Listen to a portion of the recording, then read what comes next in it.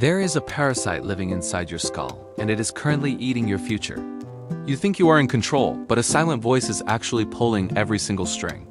This hidden architect shapes your reality before you even have a chance to witness it.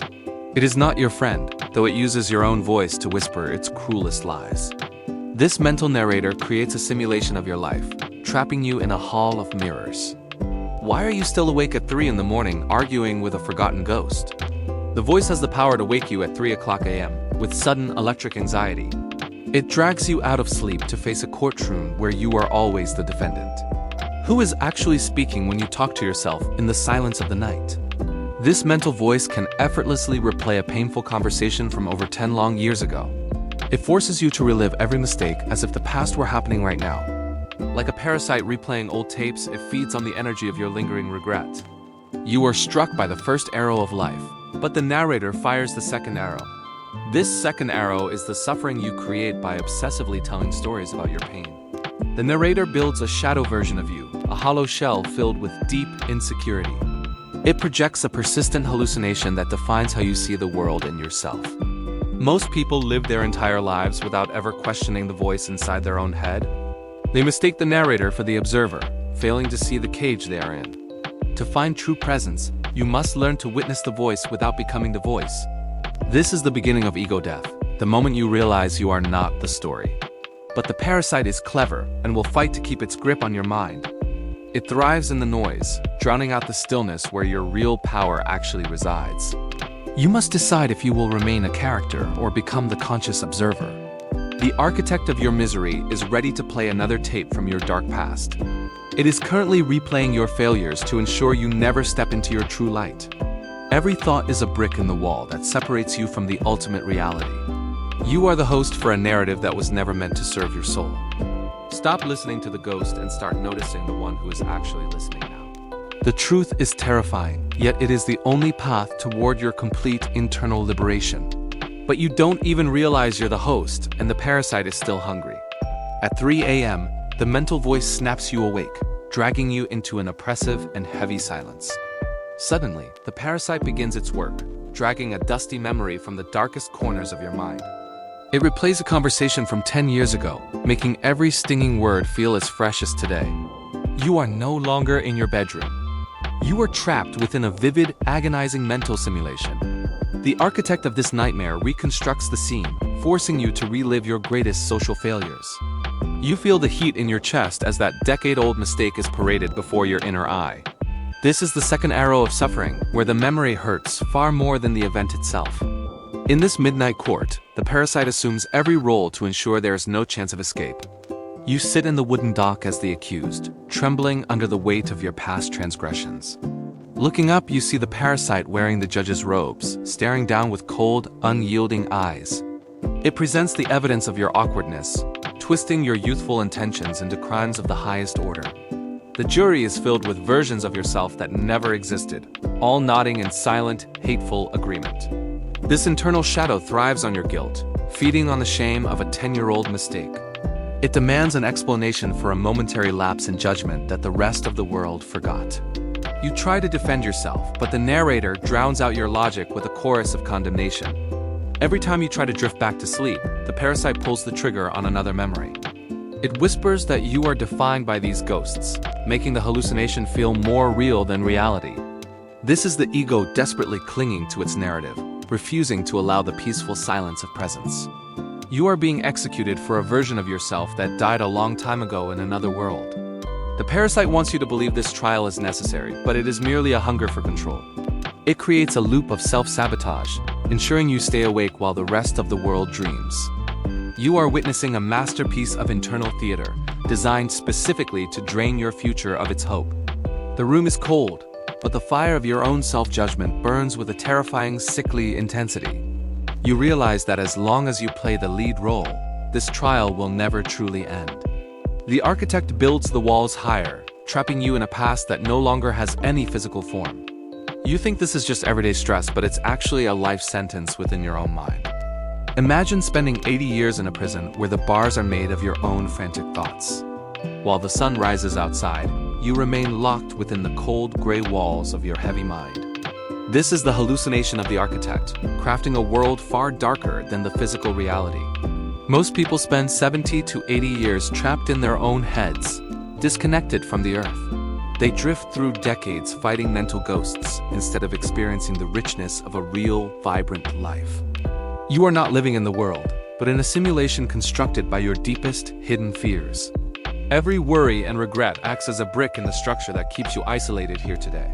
Did you know that 90% of your suffering happens in the mind rather than reality? The real world rarely hurts as much as the stories the parasite whispers to your tired soul. This is the second arrow, the self-inflicted pain that follows every external event you encounter daily. While life offers a simple breeze, your mind translates it into a storm of heavy, crushing anxiety. The shadow of your past follows you, darkening every bright moment with a familiar, bitter taste. You have forgotten what the sky looks like because you are staring at your internal screens constantly. How much of your precious life have you actually been present enough to truly experience now? The narrator in your head never stops talking, drowning out the silent beauty of your existence. You are reacting to memories and projections while the actual world passes you by unnoticed forever. Every decade that passes is another 10 years lost to the mental fog of constant, obsessive overthinking.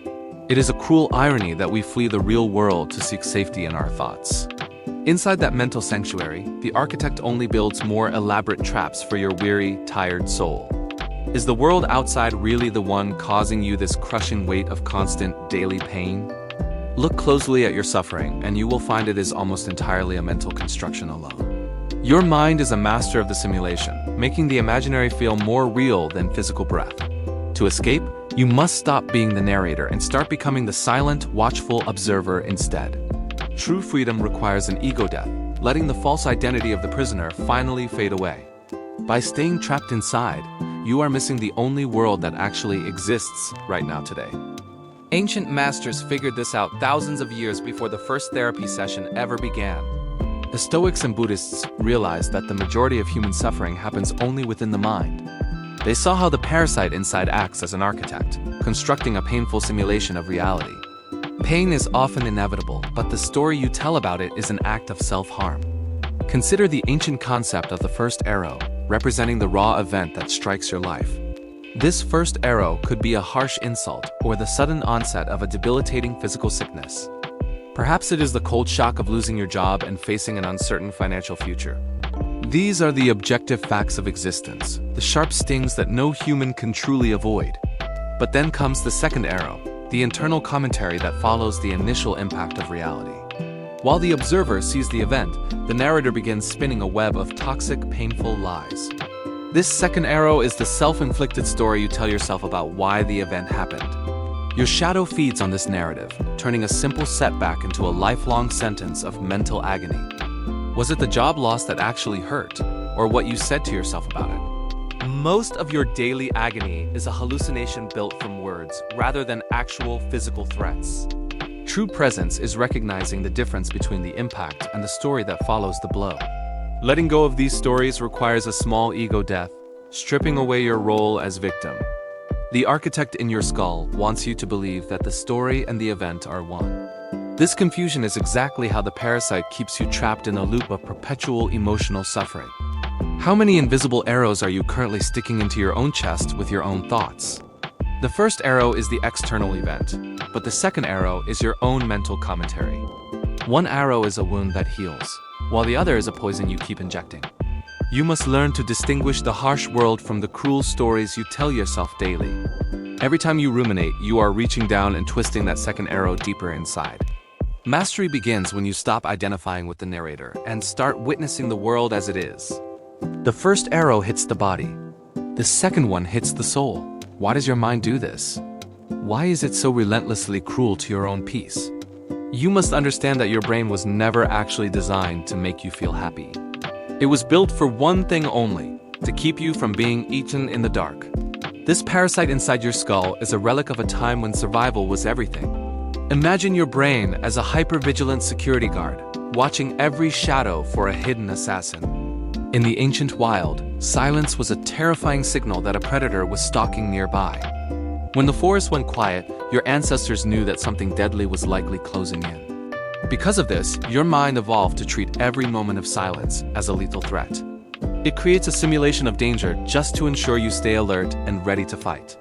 Your brain hates a void, so it fills the quiet with imaginary scenarios and terrifying threats. This is why a missed email feels like a stalking tiger deep within your modern psyche. The shadow of ancient fear stretches across your desk, turning small errors into life or death crises. You are constantly scanning for threats, even when the only predator is your own internal narrator. Anxiety involves the belief that thinking about a problem hard enough can actually solve it. You believe if you just worry enough, you can finally outsmart the danger and find safety. But this constant rumination is just the second arrow, wounding you far deeper than the event. The architect of your anxiety is building a prison of thoughts while you are simply watching. Do you really think that thinking harder will solve the fear that lives in your DNA? You are trapped in a hallucination, reacting to ghosts as if they were made of solid flesh. Your survival instincts are firing in a world that no longer requires such constant, jagged edges. This is the price of an evolution that prioritized staying alive over finding a sense of presence. To find peace, you must recognize the machine is just doing what it was programmed for. In the wild, silence was a death sentence. Today, that same silence triggers a panic attack. You sit in the dark, convinced that your racing pulse is actually the engine of progress. This is the parasite's most clever disguise, masquerading as a diligent worker inside your restless mind. We have been conditioned to believe that suffering is a necessary prerequisite for finding a real solution. You tell yourself that if you stop worrying, you are somehow being lazy or dangerously unprepared. But the architect of your anxiety is simply running a simulation to keep you trapped in fear. It tricks you into believing that thinking hard about a problem is identical to actually solving it. This is the great hallucination, where mental exhaustion is mistaken for a productive day's work. While you spin in circles, the second arrow strikes, wounding you with the stress of your own thoughts. Your mind creates a shadow of productivity that lacks any real substance or meaningful forward motion. You are not solving the crisis. You are merely rehearsing the catastrophe over and over again. The narrator in your head insists that this frantic internal dialogue is your only shield against disaster. In reality, this constant rumination is just the parasite feeding on the energy of your wasted potential. True presence requires you to see through this illusion and recognize the futility of the mental loop.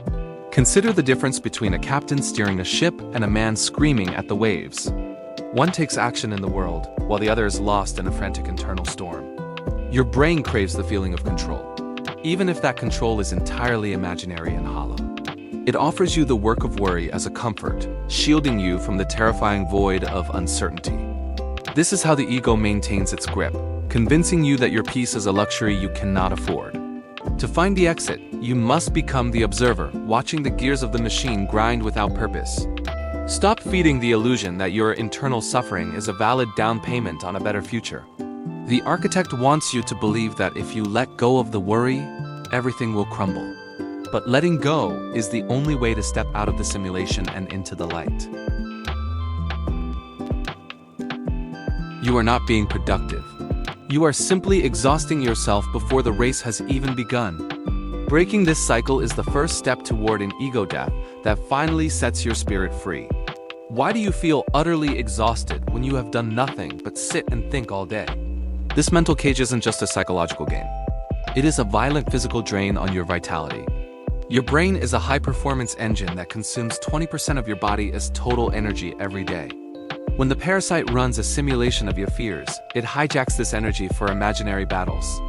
Think of overthinking as a background app, silently draining your battery until you are left empty. The architect of your anxiety builds elaborate halls of mirrors that keep your shadow locked in conflict. By choosing to be the narrator instead of the observer, you leak your power into a digital hallucination. This internal static destroys your presence, leaving you hollow and distracted in the physical world around you. You must remember that human beings have evolved over millennia to become nature's ultimate apex predators. As social animals, we have evolved a sharp instinct to sense weakness or distraction in others.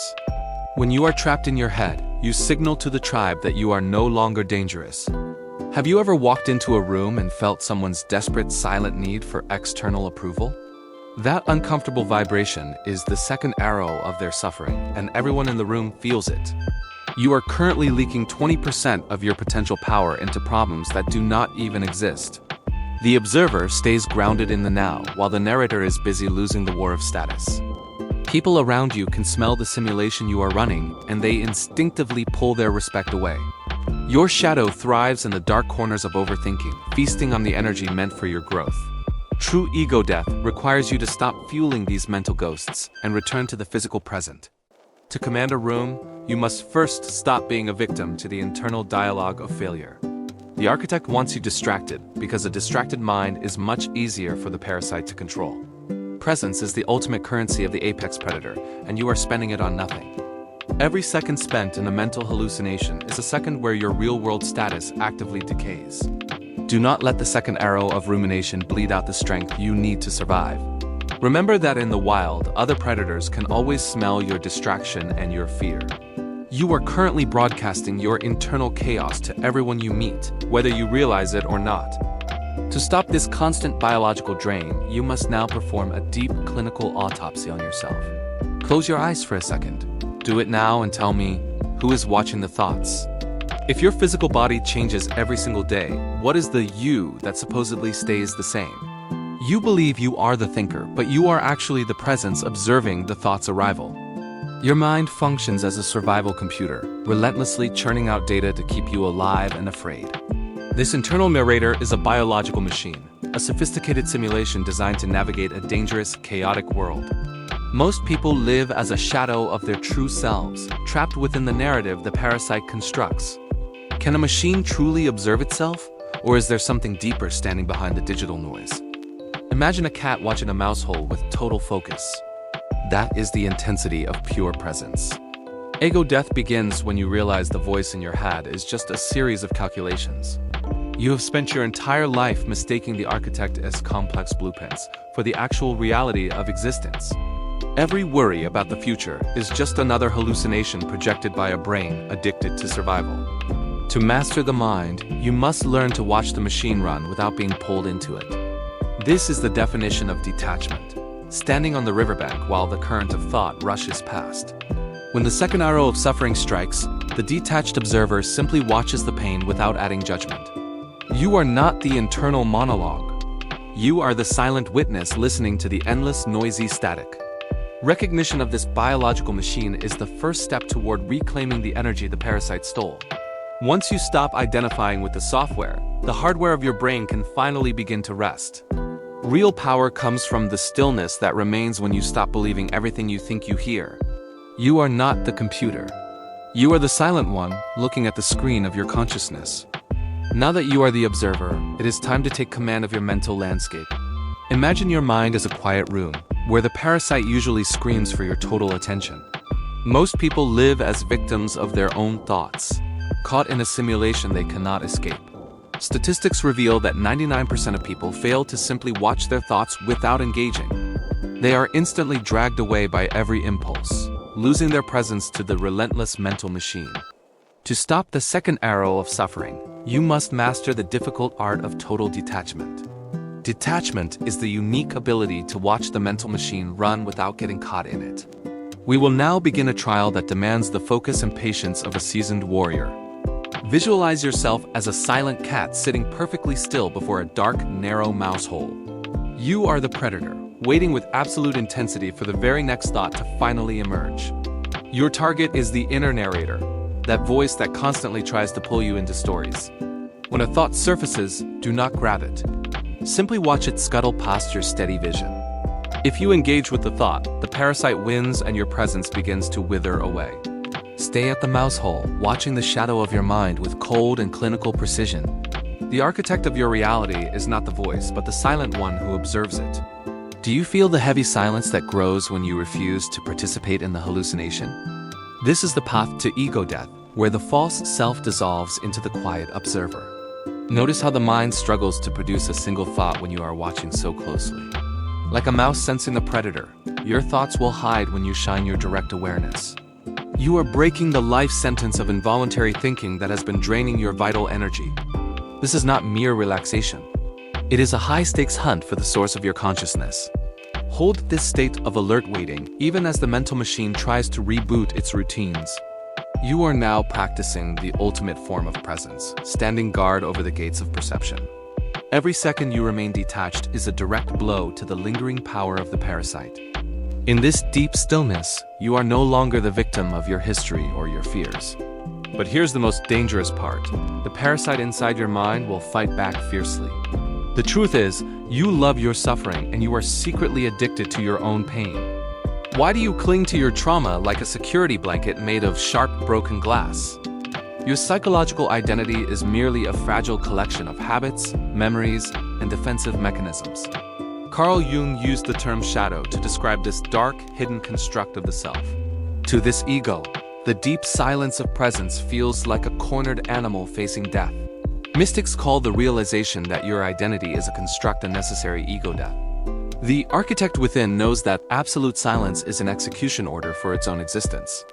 Statistics show that 99% of people fail to simply watch their thoughts without engaging. Who would you actually be without the weight of your ancient and familiar sad stories? The parasite thrives on drama, feeding off your mental simulations of past regrets and future fears. You have mistaken the narrator's constant, frantic chatter for the objective reality of your existence.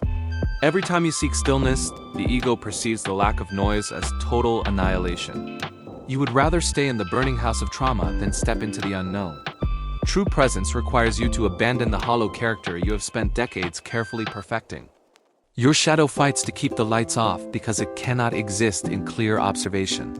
The mind creates a complex hallucination of self-importance to avoid the void of being nothing. You keep firing the second arrow of judgment into your heart just to feel something familiar. As the observer, you witness the ego thrashing like a predator caught in its own trap.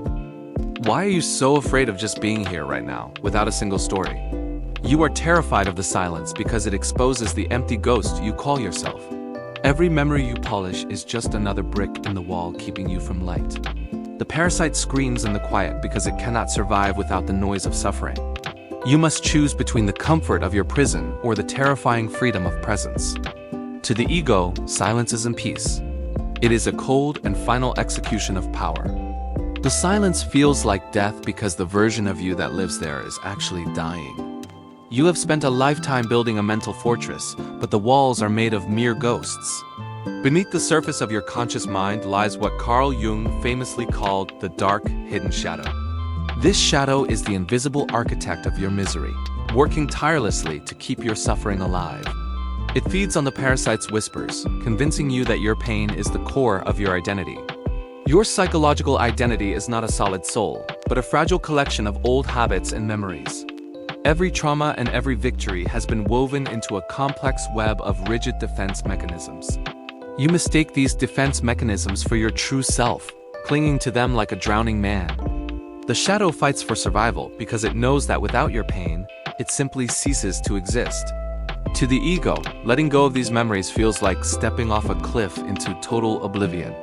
Mystics call this terrifying moment ego death, the ultimate realization that your identity is a construct.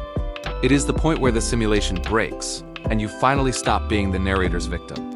You begin to see that your entire personality is a hallucination projected by a frightened mind. This realization is not an end, but the birth of the observer watching the internal drama unfold. The second arrow only hits you because the shadow demands that you feel the sting twice. When you stop identifying with the habits, the parasite loses its power to drain your energy. You are no longer the story being told. You are the wide, silent space where stories happen. Presence is the only weapon that can dismantle the architect's intricate prison of false memories. You must watch the shadow with clinical detachment, refusing to feed it the attention it craves. By embracing the ego death, you strip away the layers of a life that was never yours. The construct of the self is dissolving, leaving behind only the raw, unfiltered truth of existence. You are finally becoming the architect of your own peace instead of the victim of your history. The silence you once feared now becomes the foundation for a version of you that is free. You are no longer trapped in the simulation of who you were told you should be. This internal autopsy has revealed that the parasite was only a guest in your temple. The shadow may still whisper, but it can no longer command the vessel of your consciousness. Now, you move with the weightless freedom of someone who has nothing left to defend. Every habit you break is a brick removed from the wall that kept you from reality. You are the silence, the observer, and the creator of every moment that follows this one. The old identity is dead, and the real journey into the light of presence finally begins. When you survive the ego's death, you find something better, true sovereignty over your own existence. The fastest way to get everything done is to finally stop thinking about doing it. We often believe that hard work requires constant mental friction and a battle with ourselves. Procrastination is simply defined as overthinking the difficulty of a task before you even start it. The parasite feeds on this hesitation, draining 20% of your vital energy through mental friction. The architect builds a simulation where every minor task appears as an insurmountable and looming mountain. Your shadow self loves the delay, keeping you locked in a cycle of guilt and inaction. But presence changes the game by stripping away the narrator's commentary on the work ahead. When you inhabit the now, the gap between thinking and doing completely vanishes from your mind. Your energy becomes a clear mountain stream, flowing effortlessly without the blockage of mental debris. What could you achieve if you simply stopped negotiating with your own internal resistance every day? Most people spend more energy avoiding the work than actually performing the labor itself. As the observer, you watch the urge to delay arise and let it pass without acting. You no longer suffer the second arrow of shame that follows a day of wasted time. This silence creates a terrifying efficiency that most people will never be able to understand. You begin to radiate a magnetic power, drawn from the calm center of your focused presence. The world is drawn to those who move with purpose instead of being dragged by anxiety. How much untapped power is currently hidden behind your layers of hesitation and doubt? Without the narrator's constant noise, you become a singular point of focus in a chaotic world. Tasks that once took hours now resolve in minutes because the internal war has ended. By mastering this profound stillness, you become the magnetic outlier that the world cannot ignore. But becoming a true outlier requires far more than just one single video can ever provide. There are deeper levels to this game that the standard YouTube algorithm will never let me show. The parasite thrives in the shadows of the safe thoughts curated by this very platform. Certain powerful information is actively suppressed to keep you trapped within a predictable mental loop. Are you truly ready to see how deep this psychological machine actually goes? I have prepared exclusive, uncensored content that strips away the comfortable hallucinations of daily life. You can access these raw insights by clicking the join button located right below this video. This is an invitation to ascend beyond the role of the narrator and become the observer. The membership level for this exclusive journey into dark psychology is called the Architect level. At the Architect level, we dismantle the second arrow of suffering that plagues the common mind. We explore the mechanics of ego death that the digital gatekeepers find too dangerous to broadcast. This is not for everyone, but only for those who refuse to remain a biological host. Do you want to remain a passive host or finally become the architect of your reality? Standard algorithms act as a filter for safe thoughts, shielding you from your own inner power. These uncensored videos provide the tools necessary to perform a final autopsy on your former self. Step into a space where presence is the only currency and the parasite has no power.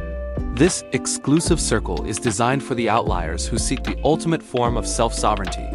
Secure your place among those who have chosen to see past the digital simulation entirely. The link is waiting for you to cross the threshold into true psychological mastery. Click the link provided below to join us today and finally become the architect.